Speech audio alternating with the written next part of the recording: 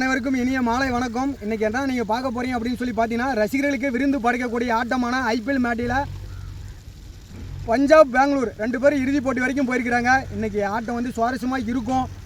பெங்களூர் வந்து பார்த்திங்கன்னா இது வரைக்கும் 4வது முறையாக இறுதிப் போட்டிக்கு போயிருக்குது. பஞ்சாப் பார்த்திங்கன்னா இது வரைக்கும் 2வது முறையாக இறுதிப் போட்டிக்கு போயிருக்குது. இது வரைக்கும் 2 பேருமே கோப்பையை வாங்கினதில்ல.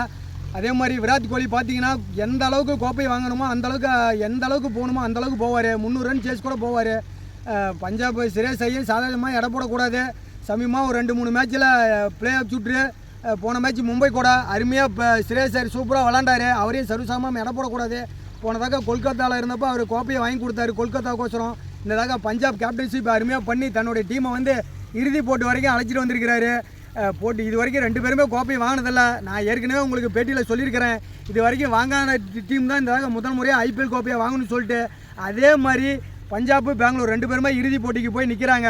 போட்டி சுவாரஸ்யமாக இருக்கும். போட்டி மழையினால் ஒரு பாதிக்கப்படுறதுக்கு வாய்ப்பு உள்ளதுன்னு சொல்லியிருக்கிறாங்க. 62% வாய்ப்பு இருக்குதுங்கிறாங்க. அதே மாதிரி மழைக்கு அதிகமாக பெஞ்சிச்சுன்னா ரிசர்வ் டயரான நாளைக்கு போட்டி தள்ளி வைக்கப்படும்.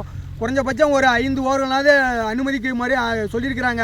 போட்டி 5 ஓவர்களாவது நடக்கும். அப்படி முடியாத பட்சத்துக்கு போட்டி நாளைக்கு தள்ளி வைக்கப்படும். போட்டி சுவாரஸ்யமாக இருக்கும். முதல் முறையாக கோப்பையை தக்க வைக்கிறதுக்கு பெங்களூருக்கு பொறுத்த வரைக்கும் விராட் கோலி முக்கிய பங்காற்றுவார். பஞ்சாபை பொறுத்த வரைக்கும் சிரேஸ் ஐயர் முக்கிய பங்காற்றுவார். நீங்களும் பாருங்கள், நானும் பார்க்குறேன். நன்றி, வணக்கம்.